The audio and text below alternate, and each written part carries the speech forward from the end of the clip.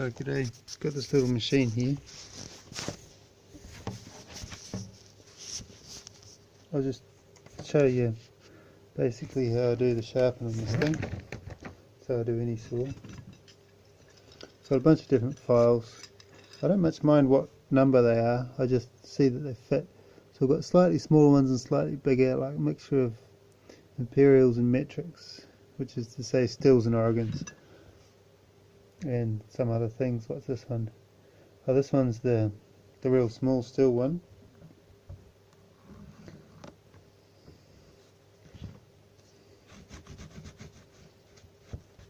The old clean paintbrush is always in my chainsaw kit, just to take off the excess of oil. This is the home job. It's a bit different if I'm out in the wilderness of someone's backyard.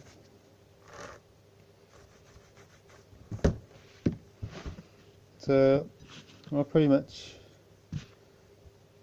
learnt this technique off a fellow by the name of Loggerway. I don't like that file.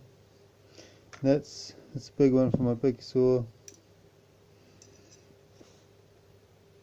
Don't like the teeth on it. It doesn't cut. It's clean.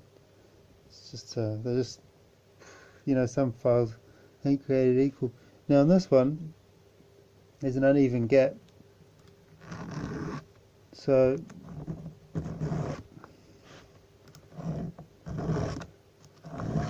I don't have to do any markings, but sometimes I have to do markings with the pen. So what I'm doing, I just do one, and I just do the next, just like that. And I do them each one until they're sharp. I'm not too fussed about them being perfectly even or nothing.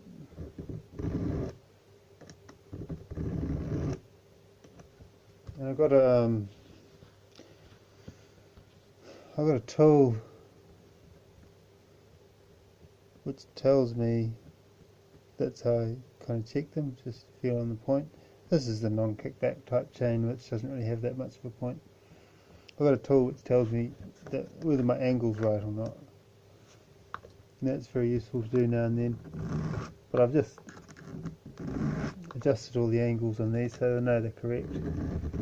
So I'll be pretty good for a couple of sharpens if I just follow the angle. And this thing's just been chopping a couple of taffetas.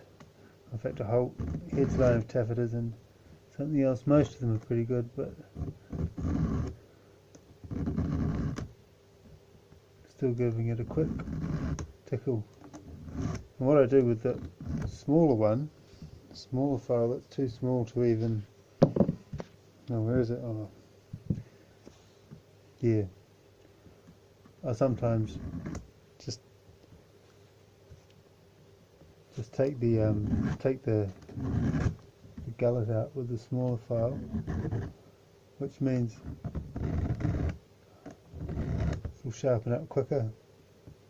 Kind of a similar principle to taking the shoulder off the edge on your chisel. Just get quicker sharpening.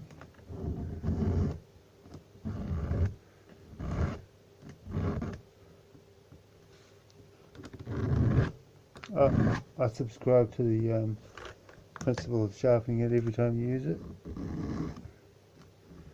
unless you cut just one stick or something. But you know, an hour's cutting requires some a little bit like this.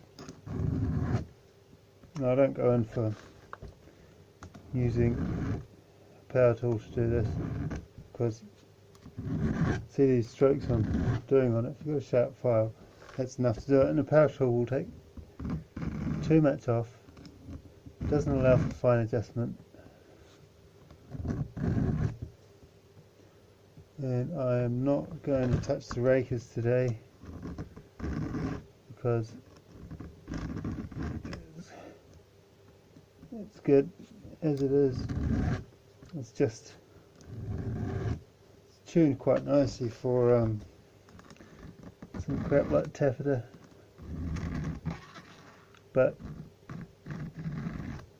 I want it to be quite comfortable in pohutukawa and what have you. Every now and again someone wants me to prune a pohutukawa for them, even though tomorrow's Sunday. I'm going to go and do one lawn tomorrow,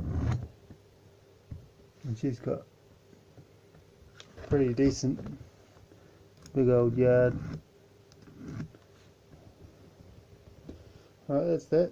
That's all it takes. That's how long it takes. What is that, 5 minutes? It's done. That's why I like these little saws. I mean, it's not that little, but it's pretty little. Yeah, that's my tool. Just got all different angles in it. So whatever angle your chain's on, it's probably the right one. You should probably keep it at the angle it's on. Doesn't hurt to, as the old Bucking Billy says, get going a bit more.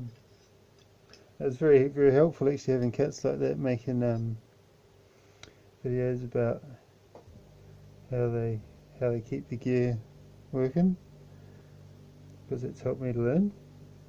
Very useful, thank you. Which in turn has got me a nice warm fire and some money here and there. Yeah, here's my baby. Just give it a name. I haven't. It's just, oh, maybe I did, but I forgot it because I didn't use it for so long. The old 452S. It's pretty good. It's very handy. Yeah, very handy and quite light.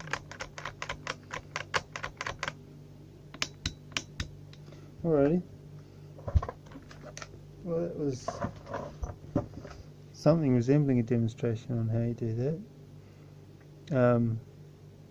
If you get it wrong, it's not too drastic. Like, you might find, as long as you're not doing anything critical like felling big trees, you shouldn't just start felling big trees until you've like done a whole bunch of smaller work, which is less critical.